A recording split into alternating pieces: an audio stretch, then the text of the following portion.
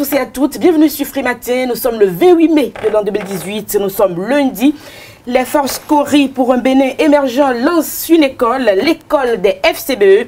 Boni Yahi, l'ex-président du Bénin, ne rate pas d'occasion pour multiplier les sorties à la veille des élections législatives. Dans le camp de la mouvance présidentielle, on multiplie plutôt les actes de séduction à l'endroit du chef de l'État, Patrice Talon. Les évacuations sanitaires au Bénin, la mort du petit Jean-Eudes crée des polémiques sur le banc des accusés. Patrice Talon et ses réformes, malgré la sortie des cadres du ministère de la Santé, la polémique s'enfle. Nous ferons le débat dans un instant avec Carles Kitomé et Kader Achirou. Kader Achirou qui nous présentera donc dans un premier temps la une des journaux. Bonjour. Bonjour Nadège Dumont, bonjour à vous chers amis internautes. À la une des quotidiens parus ce matin, nous avons l'acharnement contre Olivier Boko. Nous avons la gouvernance à l'ère de la rupture avec à la une les grandes réformes dans le secteur sanitaire et judiciaire. Nous avons la campagne cotonnière 2018-2019.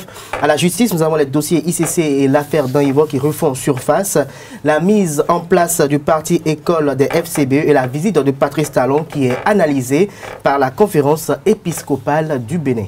De l'espoir avec l'Arios Adjak-Beno, nous parlerons donc foot. Finale de la Ligue européenne des champions 2017-2018. L'Arios Adjak-Beno nous dira tout par rapport à cette finale. Le condensé de l'actualité d'ici d'ailleurs sera présenté ce lundi matin par Enoch Tossou. Bonjour. Bonjour Nadège. Bonjour à chacun et à tous et merci de prendre le rendez-vous. Signé le 20 mars 2018, un arrêté présidentiel met en place la commission de réflexion sur la réforme du secteur de la pharmacie au Bénin. La commission a été instituée en application des dispositions des articles 3 et 4 du décret 2018-106 du 30 mars 2018 portant réforme du secteur. Composée de 15 membres, la commission est présidée par le garde des Sceaux, Joseph Djogbenou. À suivre également trucs et astuces avec Armel Kwasi. Nous parlerons donc des bienfaits de la bicarbonate de soude, c'est bien ça. J'y suis parvenu. Et puis des informations, d'autres informations pêle-mêle viendront meubler cette émission que nous avons le plaisir de vous présenter. Bonjour, bienvenue. Voici donc la une des journaux signée Kader Achirou. Bonjour à nouveau, chers amis internautes. Nous démarrons par le quotidien Les Pharaons qui affiche le matin manchette gouvernance à l'ère de la rupture, les grandes réformes sanitaires en cours au Bénin, des précisions à la page 3 de l'apparition du jour du canard. Avec le même quotidien, en deuxième titre à la une, campagne cotonnière 2018-2019, le gouvernement rebousse, récompense le labeur des cotonculteurs. Nous passons au quotidien Fraternité, appréciation de la situation sociopolitique nationale, le message des évêques à Patrice Talon, aux gaïman et aux syndicalistes et à découvrir à la page 3 de l'apparition du jour du canard, toujours avec fraternité, reboisement et électrification pour tous, Djougou et Dassa renforcé en énergie solaire, Biotiane Abdoulaye, ministre du Plan de Développement, Dona Jean-Claude Roussou, ministre de l'Énergie, comble les attentes des populations de la Donga et des collines. Le directeur général de la police républicaine interdit les brigades civiles, tout ceci dans les colonnes de l'apparition du jour du quotidien Fraternité. Le Béninois libéré, acharnement contre-productif contre Olivier Boko. Ici, Boko était le cheval de Troie, s'interroge le canard. Remise d'équipements aux micro, petites et moyennes entreprises qui recouvre modeste. Un maçon du programme d'action du gouvernement du président Patrice Talon, carême musulman, fête des mères. Message de la taloniste Roudonoubo. Tout ceci à la page 3 de l'apparition du jour du quotidien Le Béninois libéré au sujet de la visite du chef de l'État au Vatican. Le satisfait de la conférence épiscopale est à découvrir dans la page 3 de l'apparition du jour du quotidien Kinikini. Réorganisation du secteur pharmaceutique vers des réformes pointues à découvrir dans les colonnes de Kinikini. La commission devant réformer le secteur. La dépêche contrôle assuré de la nouvelle mandature de la haute juridiction par l'exécutif, comme vous le voyez la caricature, associe la pour titre le confrère, toujours avec la dépêche, suspension de la nouvelle tribune, la décision de la haute autorité de l'audiovisuel de la communication RAC n'est pas fondée, estime Reporters sans frontières, rapporte la dépêche. L'autre quotidien, secteur de l'éducation, l'enseignement supérieur recadré par de nouvelles réformes, toujours avec l'autre quotidien, réunion de la conférence épiscopale du Bénin, les évêques dénoncent et appellent à sensibiliser contre les sacrifices humains et rituels. Le potentiel homologation des prix des intrants de de coton graines, Talon augmente le pouvoir d'achat des paysans. Réédition de compte d'action parlementaire dans le Koufo. Lalo approuve la démarche qualité de l'honorable à Domaou. Les populations sont prêtes à lui donner leur onction pour les prochaines législatives. Album photo impression de quelques participants à la page 3 de l'apparition du jour du canard. L'événement précis, manœuvre de l'Union africaine contre le diplomate Jean-Marie Eouzou, complot à grande échelle contre le Bénin. Déviance dans les prisons béninoises, le ministre Joseph Diogbenou tape du poing sur la table, constate l'événement précis ce matin, critique contre la gouvernance du régime précédent. L'ancien président Thomas Boniaï demande pardon. L'école du parti FCBE lancée, Eugène Azatassou en dévoile la vision et les stratégies dans les colonnes de l'apparition du jour de l'événement précis. L'Afrique en marche nous apprend qu'éprouvé par la perte d'un proche, Sefoufagon reçoit les condoléances de Thomas Boniaï. Nouvelle mutation, lancement des activités de l'éducation du parti FCBE à Calavi samedi dernier. Un nouveau type de militantisme engagé. Eugène Ajatassou, directeur de l'école. Lire dans les colonnes du journal l'intégralité des stratégies de formation. Suspension du quotidien Nouvelle Tribune par la HAC. L'ami des hommes des médias, Gildas Agoncan, s'indigne et invite Adam Bonitessi à revoir sa décision. La presse du jour. Réception de sites et mise en service de mini-centrales solaires. Des villages de Dassa et Djougou dotés d'infrastructures énergétiques. Suspension du quotidien La Nouvelle Tribune. Regoua croisé des conseillers à la RAC, anciens conseillers bien sûr, Agapit Maforican et le conseiller actuel à la RAC en la personne de Richard Maïdé. Nous passons au quotidien Info Plus, suspension jusqu'à nouvel ordre du quotidien La Nouvelle Tribune. L'UPMB, le CNPA Bénin déplore sans embâche la mesure du président de la RAC. Lire l'intégralité du communiqué conjoint des deux structures. Soutien du PAG dans les départements du Zou et des collines. Ake Natondé, Agonkon, Sado, Ouahi et compagnie. Lieutenant sûr de Patrice Talon. Libération. Intoxication à propos du décès de Jean-Eudes Laourou. Le gouvernement clarifie et fait taire la polémique réforme pharmaceutique. Joseph Diogbenou préside la commission. Nous passons au quotidien Nord-Sud quotidien.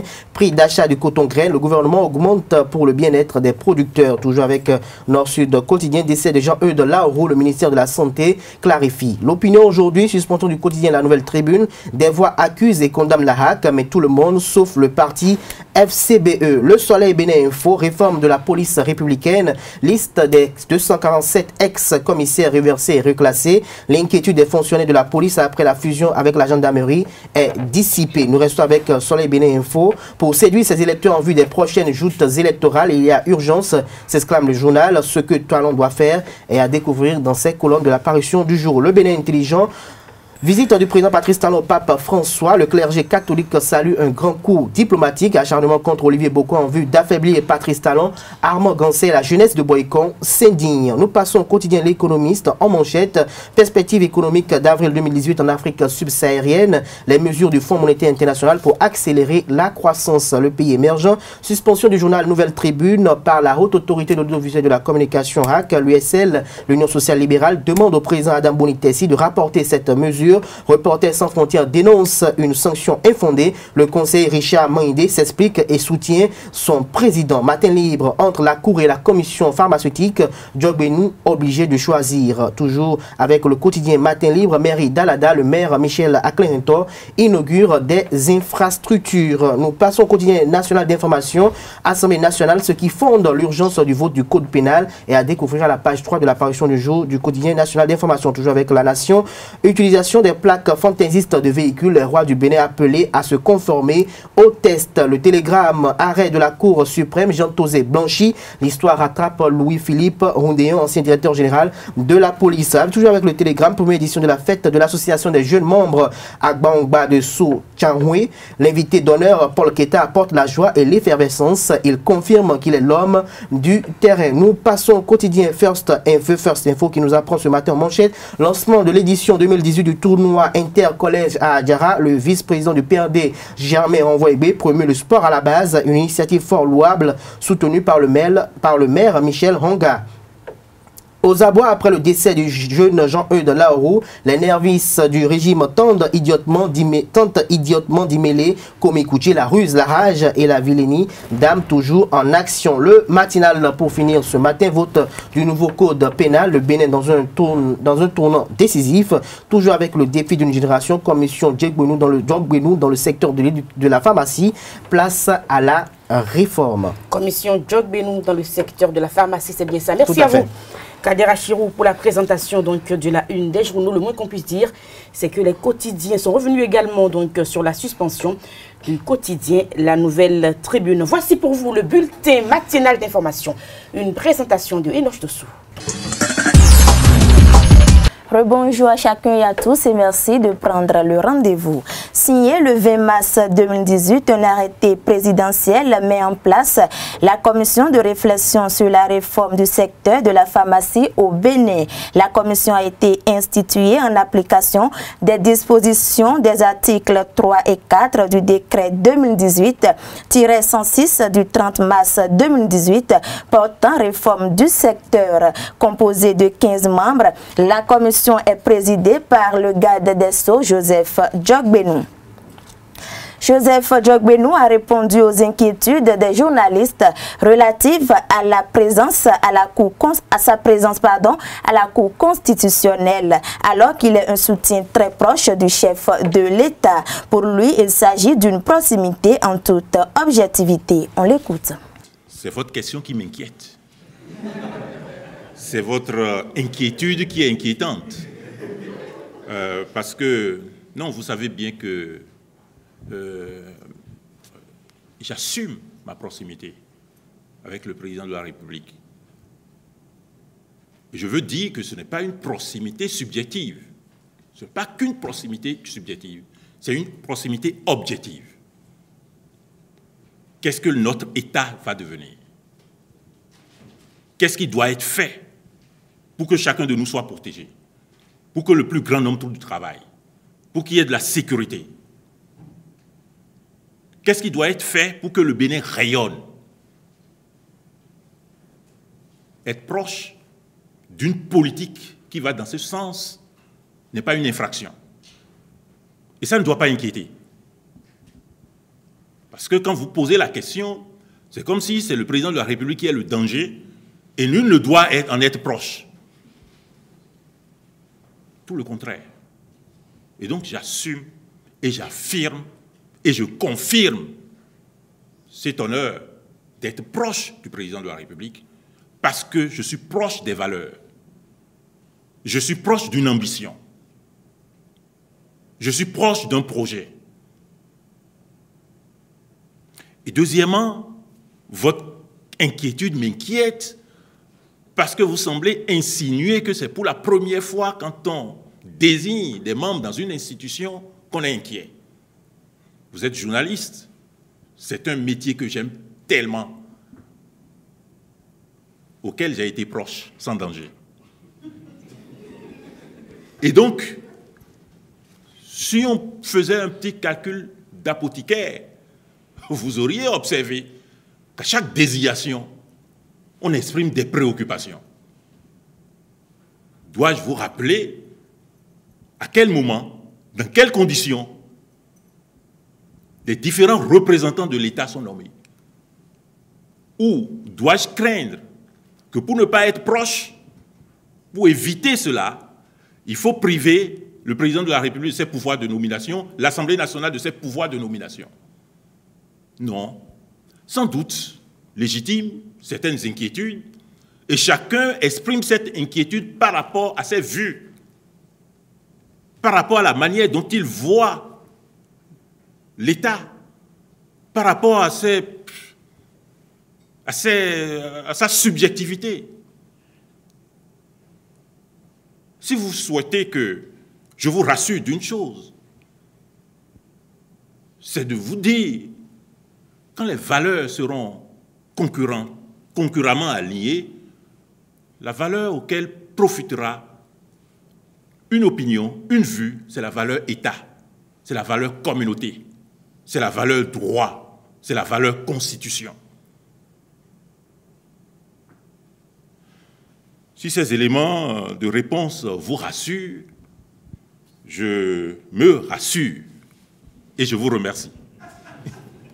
Réunie à Ouida du 23 au 25 mai 2018, la conférence épiscopale du Bénin CEB s'est penchée sur la situation sociopolitique du pays et la visite du chef de l'État au Vatican. À travers un communiqué rendu public au thème des 3 jours de conclave, la conférence a donné son point de vue sur le séjour du président Patrice Talon au Vatican, tout en reconnaissant unanimement ses relations fructueuses entre le Bénin et le Saint-Siège. Les évêques ont demandé la protection et l'assistance de Dieu sur le pays. Notons que cette rencontre entre dans le cadre de la 3e session plénière pastorale des évêques du Bénin.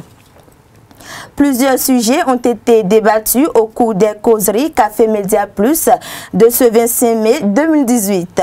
Il s'agit entre autres de l'affaire de poissons empoisonnés du lac Toro à Atiémé. Le vice-président de l'Union des producteurs aquacoles du Bénin a donné une communication à propos. On l'écoute. Ce qui s'est passé à Atiémé peut se passer n'importe où et à n'importe quel moment. Et je dirais que ça se passe et que vous n'êtes pas au courant. Tout simplement. À l'issue d'une pêche dans un bassin très peuplé, lorsqu'il y a assez de boue au niveau de ce bassin, vous pouvez perdre toute la quantité de poissons que vous avez dans le bassin, simplement que l'eau s'est agitée, les poissons ont mal respiré pendant le temps que vous faites des pêches, et vous allez voir beaucoup de poissons surnager 3 heures, 4 heures, 5 heures, 6 heures après. Et on arrive à avoir des drames de ce genre-là. Donc, à mon avis, ce n'est pas alarmant. Ce qui est alarmant, c'est cette fois-ci l'origine de la cause, en fait, des poissons qui sont morts. Si nous disons, si nous avançons n'importe quelle cause aujourd'hui, je dirais qu'on va se tromper. J'exclus systématiquement la cause qui nous amènerait à supposer que la pluie, le ruissellement a ramené donc des pesticides dans le bassin du producteur et que les poissons sont morts. Moi, j'exclus cette analyse-là. Ça ne paraît pas possible. Pour notre analyse à nous, on a essayé de se concerter et de voir ce qui s'est passé. C'est ce que je viens de vous expliquer qui est plausible. Un empoisonnement involontaire ou volontaire, alors dans ce cas, c'est une grosse méchanceté. Et la chose peut arriver à tout moment. Donc à partir de ce moment-là, sur cette cause-là, on ne peut pas condamner le pisciculteur. Quand vous venez voir toute une masse de poissons mortes comme ça, vraiment vous paniquez. Vous avez envie de vite faire, vous ne réfléchissez pas. Vous ouvrez les vannes. L'eau va s'écouler, vous renvoyez de l'eau. Et voilà ce qui s'est passé. C'est aussi simple que ça. Lorsque le phénomène se serait passé comme ça, et que l'eau serait écoulée vers le lac Toro, à Atiémé, on aurait, que vous voyez ou non, tous les poissons du lac Toro qui passeraient dans la région devraient mourir. Et nous n'avons pas eu une mort de masse dans ce lac-là. Donc, le problème qui se pose est un problème d'empoisonnement d'un bassin chez un pisciculteur, d'accord. C'est vrai qu'il a vidé son eau pour pouvoir remplacer, c'est vrai, mais cette eau n'a posé aucune conséquence. Faut-il alors que la presse dise qu'il ne faut plus encore manger du tilapia? Non. Il faut se rapprocher des spécialistes pour dire quelles sont les causes plausibles et qu'est-ce que nous pouvons faire et quelles sont les conséquences. On pourrait donc aller à cette conclusion de dire la chose devient grave, ne mangez plus de tilapia. Mais alors, ce serait seulement dans la région d'Atiémé. Parce qu'en réalité, au Bénin, nous avons des lacs qui portent le même nom. Vous allez avoir le lac Toro à Atiémé, vous avez la lagune de Toro à Paou, qui n'est pas du tout la même chose. D'accord? La lagune de Paou n'a rien eu comme phénomène ni problème. Donc ne généralisons pas. Si le nom porte à confusion, c'est à nous de rétablir la vérité. Et donc, même dans la lagune de Tao, qui couvre environ 20 à 21 km à peu près, et qui couvre 3 grandes communes, nous savons que sur tout le long du chemin de ce lac-là, nous n'avons pas eu à constater, à ce que je sache, jusqu'à la date d'aujourd'hui, des cas de décès, de mortalité de poissons tilapia. Hors du Bénin, le nouveau Premier ministre guinéen Ibrahima Kassori Fofana a formé son gouvernement sans changement majeur par rapport à celui de son prédécesseur Mamadi Oula, selon un décret lu dans la nuit du samedi à dimanche sur les médias d'État. Lors de la passation de pouvoir le 24 mai, M. Fofana a souligné qu'il prenait ses fonctions dans un contexte de rapport difficile avec certains partenaires sociaux et politiques. Un scrutin législatif est prévu en septembre alors que l'opposition conteste toujours les résultats des élections locales du 4 février, officiellement remportées par le parti au pouvoir. Et pour finir, le président français Emmanuel Macron va réunir ce mardi à Paris les principaux responsables libyens pour une conférence internationale destinée à organiser les élections dans ce pays plongé dans le chaos depuis 2011. L'objectif de ce rendez-vous inédit est de créer les conditions d'une sortie de crise en Libye par la mise en place d'un cadre pour les institutions pérennes reconnues par la communauté internationale, a indiqué une source diplomatique. Et voilà qui met un terme à ce bulletin d'information. Merci de l'avoir suivi. Merci à vous pour la présentation. Donc on rappelle que la grande édition du journal est prévue pour 19 h. Prenez le rendez-vous sur Esaü TV. Nous passons au débat. Deux sujets font l'actualité. Nous parlerons donc des évacuations sanitaires sur le banc des accusés. Le président Talon et ses réformes. Nous parlerons également des sorties donc multipliées de l'ancien chef d'État, le président Bouni Yayi, avec Carles Kitome et Kader Achirou dans un instant. Le débat sur Free Matin, Carles Kitome, bonjour. Bonjour. Kader Achirou également installé sur le plateau pour le débat. Nous parlons donc de l'école des FCBE, plutôt une belle initiative. Dans la forme et dans le fond, on n'a pas encore tous les éléments pour apprécier. Oui, ben, tout à fait.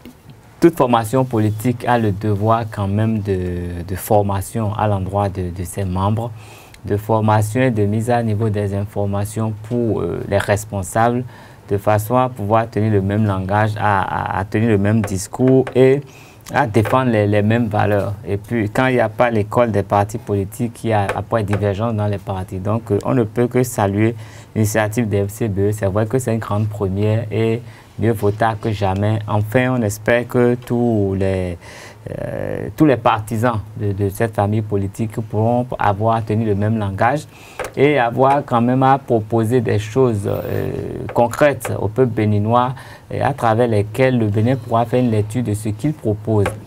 Dans la mesure où c'est une formation politique qui se veut être candidate pour les législatives qui s'annoncent dans quelques mois, dans 6 ou 7 mois.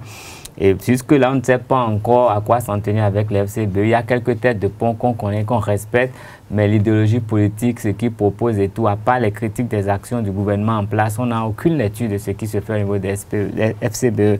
Et donc, c'est dit, on espère qu'à partir de cette école des FCBE, les choses vont changer, qu'on pourra les identifier à un certain nombre de choses. Et il ne faut pas occulter le fait que ça a été encore une nouvelle occasion de bain de foule pour l'ancien président, le chef de l'État, qui ne rate aucune occasion quand même de se faire quand même en fait encensé par ses partisans. Et reste à savoir si ces signes d'appartenance sont profonds. Reste à savoir si ceux qui l'encensent chaque fois le portent vraiment dans le cœur, parce que de toute façon, dans 7 mois, on pourra juger de la sincérité ou non de tous ceux-là qui portent le président Bouni Yayi vraiment de façon spectaculaire. Alors, Kader Achirou, peu importe s'il est adulé, s'il est vraiment adulé par ces personnes-là, l'essentiel, c'est que le président Bouni Yayi, il aime quand même se faire entourer. On l'a vu également du côté d'Adjawere, où il était allé rendre visite donc à Fagbou. Boniaï, il a été Boniaï et après le pouvoir il restera Boniaï. On ne peut pas empêcher à Boniaï de ne pas effectuer des bains de foule. Il faut reconnaître quand même que c'est un ancien président de la République. Je pense que Nicéphore Dieudonné Soglo aussi lors de cette sortie aussi reçoit ou bien effectue aussi des bains de foule. Donc on ne peut pas refuser cela à un ancien président. Seulement qu'il faut noter que dans le cas d'espèce, il s'agit de celui que d'aucuns qualifient de papa bonheur. Et le papa bonheur, c'est celui qui apporte le bonheur et la joie dans des familles. Et par le passé, il faut reconnaître que Boniaï a été celui quand même qui, lors de ces différentes sorties, à travers, paraît-il qu'il a été le seul chef d'État qui a parcouru tous les 500 et quelques arrondissements du pays. Il l'a fait, alors il faut quand même lui tirer ce chapeau. Et donc, on peut dire que n'importe quelle population, depuis sa base, a déjà vu le président de la République, ou bien, disons, l'ancien président de la République, Thomas Boniaï, venu dans son arrondissement pour une quelconque activité, qu'elle soit politique ou bien de développement. Donc, je pense que c'est une démarche politique assez noble qui s'inscrit également dans la dynamique de montrer aux populations qu'il est de plus en plus proche d'elle. Alors, chaque fois que Boniaï sort, c'est normal que ces populations viennent vers lui parce que le chef d'État actuel sort rarement. Déjà, il est allé à Parakou depuis sa dernière visite, ça date bientôt ça fera 1 an. Il n'est plus jamais allé encore dans le Septentrion. Alors que Boniaï, il ne manque pas de week-end pour ne pas se rendre peut-être dans le Septentrion. Il ne manque pas de week-end pour ne pas bouger dans le pays, pour peut-être aller saluer ses parents. Ça a été quand même le cas également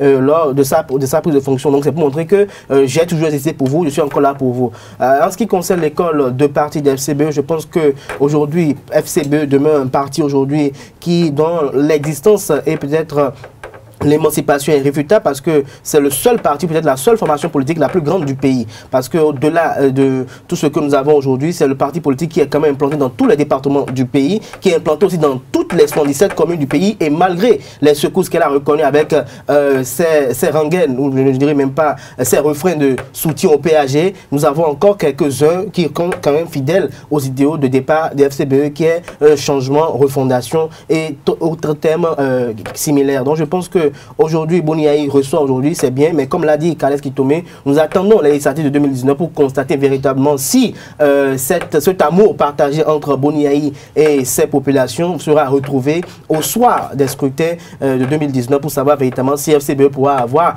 la majorité de députés à l'Assemblée nationale. Et je pense que c'est un challenge auquel les différents acteurs, les différents ténors de cette classe politique, de cette formation politique s'attellent pour que véritablement en 2019, le Parlement soit à leur merci. Merci à vous, Kader Achirou. Kales Kitomé, nous parlons donc de cette affaire d'évacuation sanitaire à présent. Le petit Jean-Hugues est donc mort, paix à son âme et beaucoup de courage à sa famille. Mais on a l'impression que finalement cet événement a été récupéré de façon politique. C'est bien dommage que sur les réseaux sociaux, les informations circulent de la façon dont on a pu le constater. Dans la mesure où le mal dont souffrait cet enfant, ce n'est pas un mal béni et ce n'est pas une maladie banale. C'est une maladie qui très souvent emporte les gens. Quand on parle de leucémie, c'est quand même un cancer de sang. Et c'est dans la moelle osseuse que tout se passe. Et il s'agit donc d'un traitement très spécifique et vraiment spécialisé. Et il n'est pas donné à n'importe quel médecin ou spécialiste de vouloir régler ce genre de pathologie. Et par le passé, on a déjà enregistré des cas au Bénin. Et toutes les fois que des Béninois en ont souffert, il a toujours fallu une évacuation. Les évacuations étaient organisées. Certains ont pu bénéficier de l'évacuation. D'autres sont morts avant que les dossiers ne soient finalisés. D'autres ont bénéficié de l'évacuation et n'ont pas pu survivre à l'intervention chirurgicale. D'autres ont fait l'intervention, mais leurs organismes n'ont pas accepté la greffe parce qu'il s'agit d'une greffe osseuse qu'il faut faire. Il faut trouver un donneur compatible qui met à disposition une partie de son corps qu'on vient greffer. Et dans le cas d'espèce, il y avait déjà un donneur. Dans le corps de l'autre et que ça marche. Bon, dans le cas de Jean-Eudes, je crois, il avait déjà effectué, selon les informations, 2 sorties. Il a été interné 2 fois de suite. Et aujourd'hui, pour sa nouvelle intervention, selon ce que nous avons entendu dire, le ministère aurait déjà pris des attaches avec plusieurs hôpitaux spécialisés en la matière et quitte à avoir les devis nécessaires pour que l'opération soit faite. Et c'est vrai, il paraît que c'était assez avancé, mais tout n'était pas prêt pour que le petit Jean-Eudes soit évacué. Donc quand il fait une crise, pendant que les gens ne sont pas en mesure vraiment de le prendre en charge ici, ça peut lui être fatal et c'est malheureusement ce qui lui est arrivé. Et c'est ça. Mais les deux premières interventions qu'a Kales Kitomé, c'était au temps du régime des feux. C'est en 2017. Voilà, au temps du non, régime. Non, c'est après 2016, c'est en 2017. Parce que selon les informations qu'on a, c'est quand même au temps du régime défunt que le ministre Komi Kouché a été interpellé par le président. En 2017, il a été interné 2 fois en dehors du Bénin pour... Enfin, il a été évacué en 2017. Du président Patrice Talon. Tout à fait. En 2017, il a été évacué 2 fois de suite. Il a été en Afrique du Sud. Puis maintenant, il devait aller en France. Et pourquoi les parents accusent le gouvernement? Parce qu'on a écouté les parents sur France 24 également. Non, moi je crois que je ne sais pas qui a parlé aux parents, qui a voulu que les parents fassent de l'intoxication. Vous avez l'impression que les parents de Jean-Eudes ont été manipulés. Le cas du ministère était formel. 2 fois de suite, Jean-Eudes a été évacué en 2017. Et il faut remarquer que dans le cadre de... À l'époque, il n'y avait pas encore les réformes. En 2017, les réformes n'étaient pas encore en cours. Non. Pourquoi on l'a autorisé Jean-Eudes à... Malgré les réformes, par rapport à ce genre de pathologie, il n'y a pas d'autres palliatifs. Il faut être évacué parce qu'on n'a pas les centres qualifiés pour le faire. On n'a pas non plus les spécialistes qualifiés et le matériel qu'il faut sur place pour ce genre d'intervention. Donc, c'est vrai que les réformes sont là, mais avant d'en arriver là, il faudrait encore faire du chemin. Il faudrait avoir vraiment un hôpital de référence et avoir des spécialistes disponibles en temps pour venir quand il le faut pour faire des interventions groupées, parce que ce n'est pas des spécialités qui courent les rues de toute façon.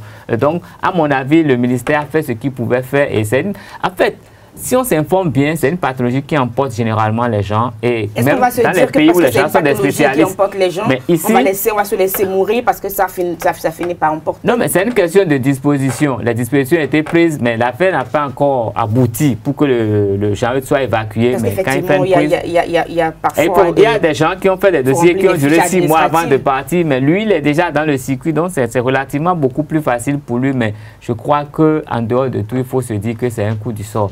Parce que ça aurait, peut-être qu'en une semaine, il aurait été évacué et rien ne dit que l'opération aurait réussi non plus. Donc c'est en fait... Mais rien ne dit que l'opération n'aurait pas réussi. De toute façon, il faut penser avec des pincettes. Cette affaire de Jean-Eudes Lahoro, dont je respecte beaucoup la mémoire, a agité l'opinion depuis quelques jours à travers divers commentaires et analyses. Les uns les plus moins sordides que d'autres les plus objectifs. Je dirais en ce qui me concerne que c'est une affaire qui concerne un peu cette réforme du président Patrice Talon de vouloir revoir un peu les manettes dont sont effectuées les évacuations sanitaires qui étaient effectuées par le patient de façon tout azimut. Dès que quelqu'un n'a pas envie de se faire soigner au Centre national hospitalier et universitaire Hubert Koudou-Maga de Cotonou, il lui suffisait simplement d'avoir quelques affinités et ouf, c'était parti pour l'évacuation. Est-ce que vous pensez qu'il y a des personnes qui n'ont pas envie de se faire soigner au CNHU? Oh oui, il y en a. Non, lorsque votre santé est vraiment en jeu, faites attention parce que c'est la santé qui est en jeu. Et on sait encore, vous avez passé récent comment le CNHU accueillait les patients. La santé qui est en jeu. Il y a beaucoup de reportages qui ont été diffusés dans ce cadre-là. Au-delà du centre public, nous avons aussi des centres privés au pays qui sont de référence auxquels on peut faire recours et auxquels même le public même parfois fait recours pour certains diagnostics. Donc je pense qu'on peut penser peut-être à cela plutôt que chaque fois penser prendre l'avion pour aller se faire soigner. En ce qui concerne Jean-Eudes Lahoro, il souffrait d'une pathologie qui ne peut pas se guérir au pays. C'était normal qu'il effectue des évacuations. En 2016, en 2015, ça avait déjà commencé par le passé avec le concours de l'ancien ministre des Finances, Komi Kouché. L'enfant a pu bénéficier très rapidement de ce soutien du gouvernement qui visait quand même à l'évacuer pour le faire soigner. Alors, il a voyagé également en 2017 par 2 reprises sous le régime du président Patrice Talon. Et lors de ces contrôles de routine qui s'effectuaient tous les 3 mois, ça veut dire qu'il devait voyager en Afrique du Sud tous les 3 mois, il s'est fait que, en tant que le chef de l'État a revu le système des évacuations sanitaires, il s'est dit que le partenaire prochain, c'était la France. Et si le partenaire est devenu la France, ça veut dire que pour revoir encore ce transfert, il faut revoir les modalités. Il y a beaucoup de choses qui doivent être revues. Ce qui n'a pas été effectué dans les délais, ce qui a fait que dans les 3 mois qui ont suivi, le petit n'a pas pu se rendre au contrôle de routine. Donc on a attendu un peu et après les dossiers ont été reconstitués parce qu'il fallait reprendre à zéro parce que c'est plus le même hôpital, c'est un autre hôpital, il fallait reconstituer les dossiers. Et dans cette paperasse que le petit a succombé. Mais je ne comprends pas comment des êtres normaux puissent récupérer cette affaire et en faire une affaire politique. Je pense que toute rupture, a priori, tout changement est forcément douloureux. On a décidé de réformer notre système sanitaire pour essayer quand même d'améliorer le plateau technique. Je ne vais peut-être pas être vulgaire, mais je pense que c'est forcément qu'il doit y avoir forcément des pertes. Des pertes en vies humaines, oui, c'est forcément déplorable, mais je pense que il faut reconnaître que le petit Jean-Eudes est décédé. Il faut respecter sa mémoire. Et je pense que là où le gouvernement aussi a manqué un peu de tact et de précaution dans sa démarche, c'est qu'au-delà des justifications qui ont été apportées par le ministère en charge de la Santé, il fallait également une descente du chef de l'État, pourquoi pas, au domicile des parents pour quand même leur témoigner toutes leurs affections, pour quand même leur témoigner un peu cet amour que le chef de l'État, qui constitue encore le père de la nation, a envers ses citoyens. C'est là où les populations reconnaissent quand même les mérites de Boni Yaye, qui n'aurait pas raté cette occasion pour quand même aller peut-être même s'écouler quelques larmes, montrer aux parents que nous n'étions pas quand même coupables, ou quand même nous sommes quand même en phase avec ce que vous ressentez. C'est ce qui est quand même à déplorer. Mais je pense qu'à l'avenir, il faut essayer quand même de prendre les choses dans la juste mesure, plutôt que de se mettre à dire peut-être sur les réseaux sociaux que c'est Komi Koutié qui a envoyé France 24 venir faire un reportage, que c'est France 24 qui a tordu le cou à l'information, que c'est France 24 qui a fait ci, qui a fait ça, et plutôt en créer une polémique. Je pense que parfois, quand on se tait, le silence vaut beaucoup mieux que la parole. Et en la mémoire d'une âme innocente qui est décédée, je pense que le respect mérite beaucoup plus le silence que tout le théâtre à quoi on assiste aujourd'hui, qui n'est pas du tout dans le goût. Même du côté des parents aussi, qui se mettent tout le temps à parler devant les caméras aussi. Je me demande si les propos qui sont dits aujourd'hui ramèneront l'âme du pauvre enfant aujourd'hui. Est-ce que ces propos qui sont dits de part et d'autre, les différents audios qui sont effectués sur les réseaux sociaux à travers les parents, est-ce que ces audios amèneront le parent, ou bien ils sont en train de vouloir jeter des discrédits sur Patrice Talon? Je pense que ce n'est pas là qu'il faut peut-être venger Patrice Talon. On aurait peut-être mieux fait, et beaucoup mieux fait par le passé, qu'aujourd'hui que l'enfant est décédé. Merci à vous, Kadira Chirou, Carlos Kitome, merci. C'était le débat sur Free Matin. On retient de toutes les façons que nous sommes en Afrique. Et en Afrique, un enfant reste sacré. En plus, la vie humaine est sacrée. C'est très important les réformes qu'effectue le chef de l'État, mais on insiste sur le fait que la vie humaine est effectivement sacrée. Prochain plateau sur Free Matin, les sports et trucs et astuces. Les sports sur Free Matin, la Costa Diagbeno, bonjour. Bonjour Nadège. Armel Kwasi, bonjour. Bonjour Nadège. Nous parlerons avec vous de... Du bicarbonate de soude. Restons belles, demeurons jeunes. C'est la raison principale de notre nouvelle rubrique Astuces Santé. Et ce lundi, nous allons parler du bicarbonate de soude, ses vertus pour notre beauté. Dans un instant, donc, les sports escrime, préparatifs des écureuils escrimeurs pour les championnats d'Afrique Senior Tunis 2018. La Fédération béninoise d'escrime s'active pour une meilleure représentation du Bénin à ces championnats. Tout à fait, Nadège. Et c'est la première sortie internationale des escrimeurs béninois à une compétition continentale. Et pour cette première sortie, Jacques Okumansou, le président de la Fédération béninoise d'escrime, ne lésine pas sur les moyens. Un expert international, le directeur technique national de la Fédération togolaise, est avec les écureuils, les athlètes depuis quelques jours. Et après une semaine de travail, nous sommes allés voir ce qui est fait et quel qu'on peut retenir de cette première semaine de stage de préparation. Et l'expert nous a répondu, nous allons le suivre. Ensuite, il y a la fédération représentée par son président qui a parlé. L'équipe est prête pour aller représenter dignement notre nation au 18e championnat d'Afrique d'escrime en Tunisie. Déjà en décembre dernier, nous étions ici à Cotonou pour l'Open de Cotonou et nous avons vu les tireurs béninois tirer et compétir. Donc nous avons remarqué qu'il y avait quelques lacunes au niveau des fondamentaux de l'escrime. Bien que les enfants ont de l'envie et de l'explosivité en eux, il leur restait quelques gestes techniques à parfaire. Donc au cours de ces stages, nous avons essayé d'améliorer ces notions basiques qui vont permettre à un athlète de savoir ce qu'il fait sur la piste, et que ce soit sur le plan offensif que sur le plan défensif. Après l'Open de Cotonou que nous avions organisé, où nous avons occupé la 3e place, nous avons continué par travailler. Nous avons travaillé suffisamment depuis environ 6 mois. Et aujourd'hui, nous pouvons dire que, sans risque de nous tromper, que les escrimeurs béninois se portent suffisamment bien. Parce que depuis 6 mois, nous avons eu un expert de la FIE qui était déjà à Cotonou, Mathieu Labadi, qui a essayé de corriger un peu l'état que traînaient les escrimeurs béninois depuis bientôt 8 ans, 6 ans. Il a essayé de corriger cet art. Et aujourd'hui, à la veille du championnat d'Afrique senior d'escrime qui va se dérouler à Tunis, nous avons fait venir encore un autre expert qui est là actuellement, l'expert togolais et qui est directeur de la Fédération togolaise d'escrime, qui est là depuis 10 jours avec les escrimeurs et qui essaie, comme vous l'avez vu tantôt, essaie de leur montrer encore les techniques de combat, comment aller aux assauts, comment parer les coups, comment donner des coups, comment anticiper pour ne pas recevoir des coups. Vous voyez aujourd'hui qu'on peut dire que les escrimeurs béninois sont prêts à aller à l'assaut du championnat d'Afrique et qu'ils sont prêts à ne pas faire pied de figure. Foot à présent, Ligue de la finale de la Ligue européenne des champions 2017-2018. Le Real Madrid entre davantage dans la légende en remportant un troisième titre de champion d'Europe d'affilée. Ce n'était pas gagné d'avance? Je ne dirais pas que ce n'était pas gagné d'avance parce que le Real et la Ligue des champions, c'est comme un mari et sa femme. Donc c'est une histoire d'amour parfaite entre le Real et la coupe aux grandes oreilles.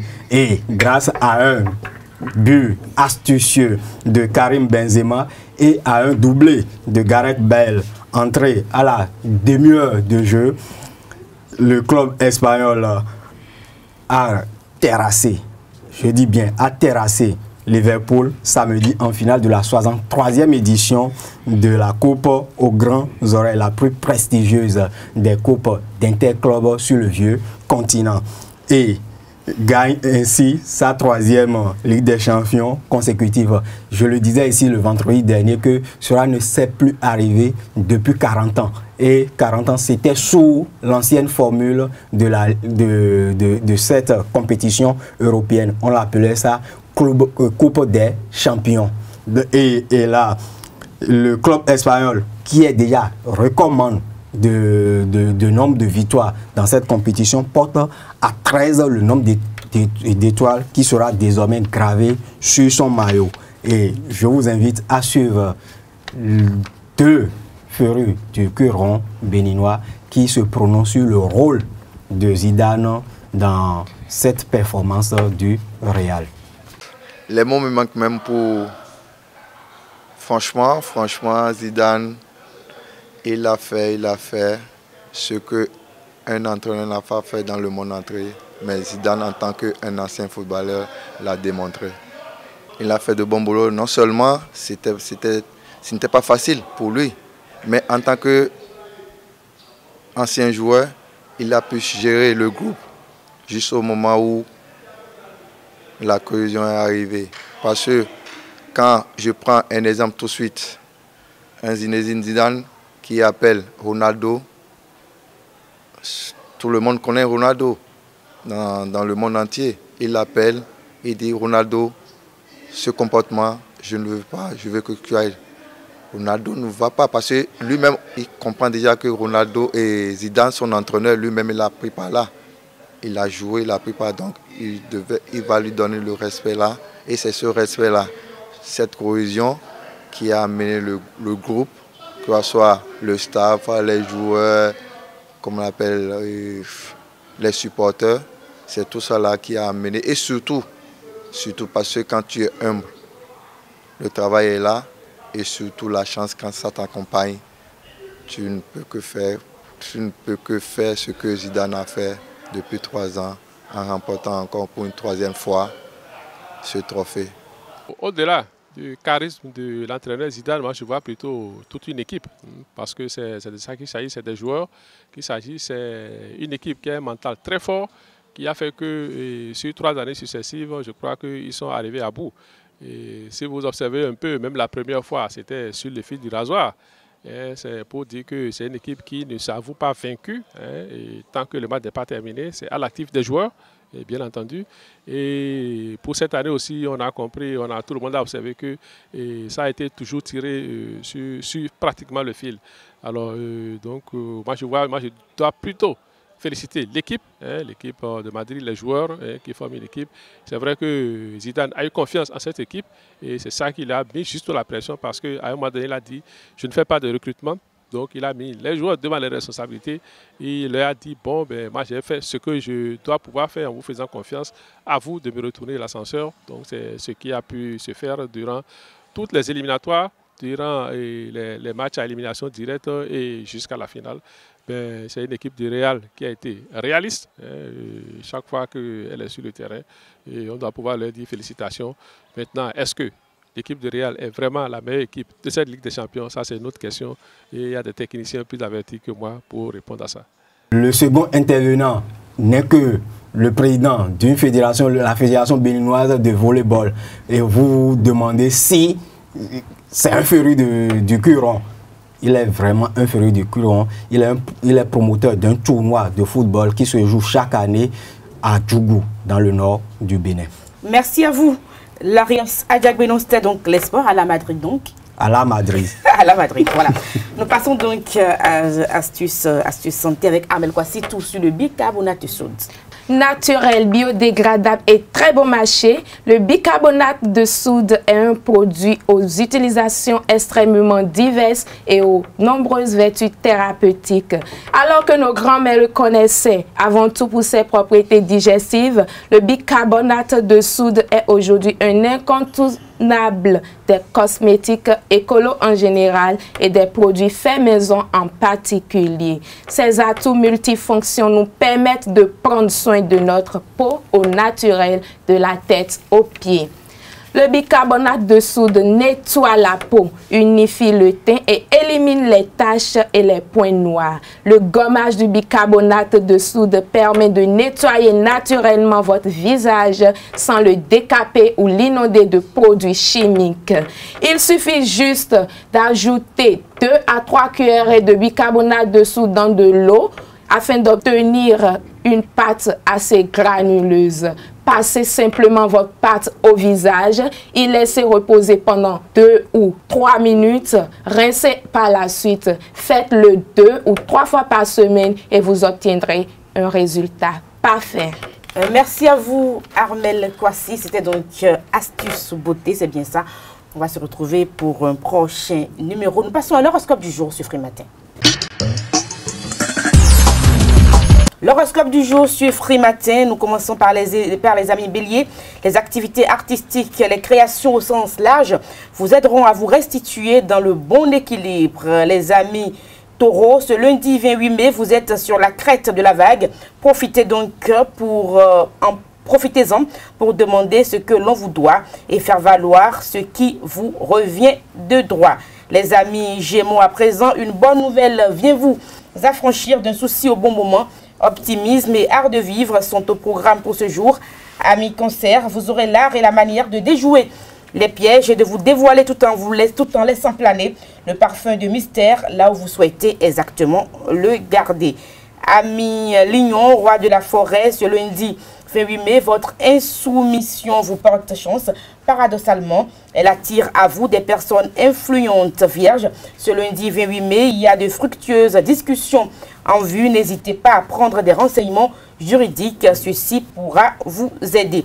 Amis balance, dont le cœur balance très souvent, d'humeur fantaisiste et hautement chatoyante, vous éviterez donc les obstacles relationnels avec aisance ce lundi. Scorpion, les discussions de la veille vous ont soulagé. Leur suite est plutôt positive. Amis Sagittaire, vous serez moins démonstratif dans vos élans envers les autres. Vous avez besoin de prendre du recul aujourd'hui. Capricorne, à présent, ce lundi 28 mai, l'ambiance sera dynamique, mais vous avancez à flux tendu pour ces amis-là. Verseau, ce lundi 28 mai, c'est le fait de passer de la théorie à la pratique qui vous donne le plus de satisfaction. Ce jour, cette journée est constructive pour vous, chers amis Verseau. Chers amis Poissons, ce lundi 28 mai, vous saurez installer positivement de l'ambiance autour de vous. Vous surprenez dans le bon sens, c'est votre femme cérébrale qui se porte au mieux. Vous serez bien inspiré pour résoudre donc les questions aiguës. Merci à tous et à toutes pour l'attention. C'est la fin de votre émission matinale Free Matin que nous avons eu beaucoup de plaisir à vous présenter. Toute l'équipe de préparation et de présentation vous remercie pour l'attention. À demain pour un nouveau numéro. D'ici à là, portez-vous bien. Excellente journée en compagnie de nos programmes. Au revoir.